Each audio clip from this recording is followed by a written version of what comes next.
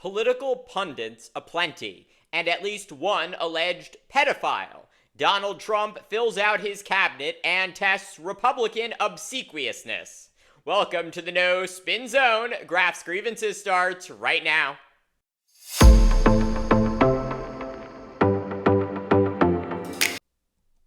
Donald Trump has boasted throughout his public life that he only hires, quote, the best and most serious people. Yet, the president-elect saw more turnover in his first cabinet than any other modern president, and it's not even close. Here you see how Trump's first cabinet departures compared to his recent predecessors and President Joe Biden. About 3/4 of Trump's initial cabinet picks were gone by the end of his first 4 years in office. Meanwhile, President Biden had relatively little change in his administration's top roles. The vast majority of those who left Trump were either fired by him or announced their departure following the January 6th attack on the U.S. Capitol. Ironically, many of those people are now back in Trump's camp. Talk about the best, most serious people.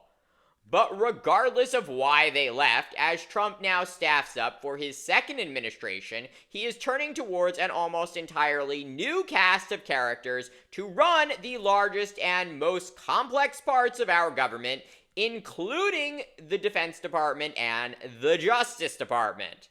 Washington is still in shock over Trump's picks to lead both of these federal agencies, as one is a political pundit while the other is an alleged pedophile. Yes, you heard that correctly. Trump has picked a weekend TV host and an alleged sex trafficking predator to oversee arguably the most important parts of our federal government. Pete Hegseth, Trump's nominee to lead the Department of Defense, is currently a co-host on Fox and Friends Weekend, where he regularly spews pro-Trump propaganda and rails against diversity programs. I'm straight up just saying we should not have women in combat roles. And then, whatever the standards, whatever the combat standards were, say, in, 1995, let's just make those the standards. I have friends who've texted me who are not very political saying, I'm coming to Washington, D.C. today because I can't handle what's happening in my country. These folks on the lawn, and there were more than I'd ever seen, these are not conspiracy theorists motivated just by lies. That's a bunch of nonsense that people want to tell us. These are people that understand first principles. They love freedom and they love free markets. I'm reminded about the hole that was on my wall when I got rid of my Harvard degree. Thankfully, I replaced it with an honorary gunsmithing program degree from the Pennsylvania Gunsmith School. I don't think I've washed my hands for 10 years. Really, I don't really wash my hands ever. Help me! No, I inoculate myself. It's just not, germs are not a real thing. I can't see them, therefore they're not real. So you're totally anti-woke. They're not going for any of that garbage. And I need to show you their product one more time. It's a grenade. Caliber Coffee. What's their motto? Faith, family, firearms, coffee. It's veteran-owned and damn good. Freedom. Freedom. Freedom.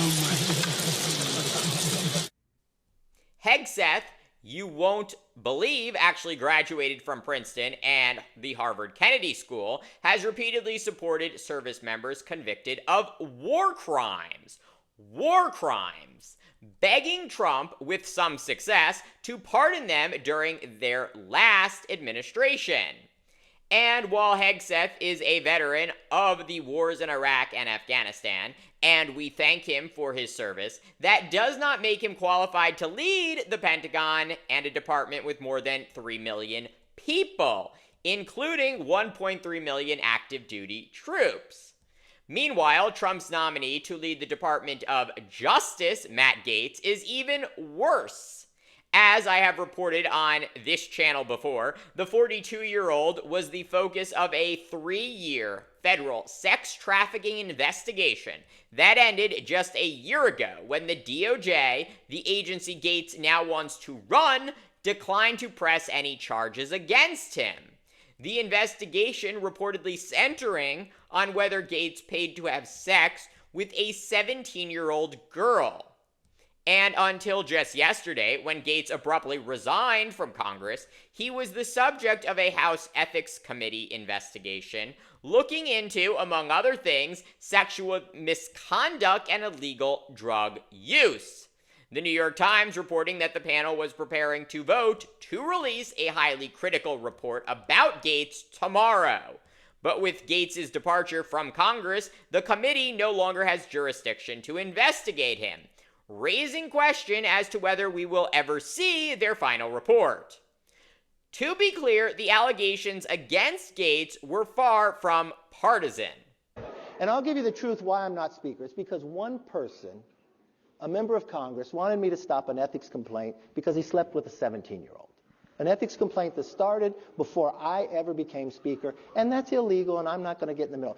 He's got an ethics complaint about sleeping with a 17-year-old, so that's the way they would go. So that's the biggest challenge we have.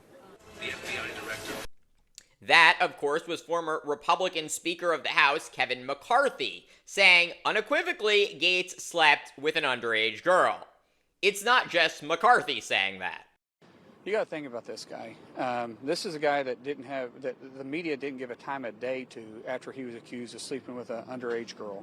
And there's a reason why no one in the conference came and defended him, because we had all seen the videos he was showing on the House floor that all of us had walked away of the girls that he had slept with. He'd brag about how he would crush ED medicine and chase it with an energy drink so he could go all night. This is obviously before you got married. And so when that accusation came out, no one defended him, and then no one on the media would give him a time of the day. All of a sudden, he found fame because he opposed the Speaker of the House. That was MAGA Senator Markwayne Mullin of Oklahoma saying Gaetz shared nude images and video of women he allegedly slept with while on the House floor with other members of Congress. Since Trump's pick of Gaetz to lead the DOJ, at least two other Republican senators have raised concerns about his nomination, including Senator Susan Collins of Maine and Senator Lisa Murkowski of Alaska. Gaetz can only afford to lose 4 GOP senators and still get confirmed. In addition to the criminal allegations against Gaetz, he also doesn't have the qualifications or temperament to be AG. Yes, Gaetz is a lawyer who was just reelected to a 5th term in Congress, but he has called for the defunding of the Justice Department, voted to overturn Trump's defeat in the 2020 election, and introduced legislation to limit sentences for people who participated in the January 6th attack. Gaetz has also barely practiced law, serving as a commercial litigation attorney for just a hot second before getting elected to Congress at 35 years old. So why has Trump nominated Hegseth and Gaetz? 2 reasons I can think of. 1, Trump is testing Republicans' fidelity to him. And 2, Trump is working to centralize power directly under him.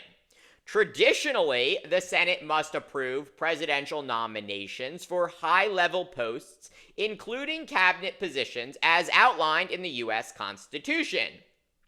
This is supposed to stop the president from appointing entirely unqualified or corrupt people to run our government, like Hegseth and Gaetz.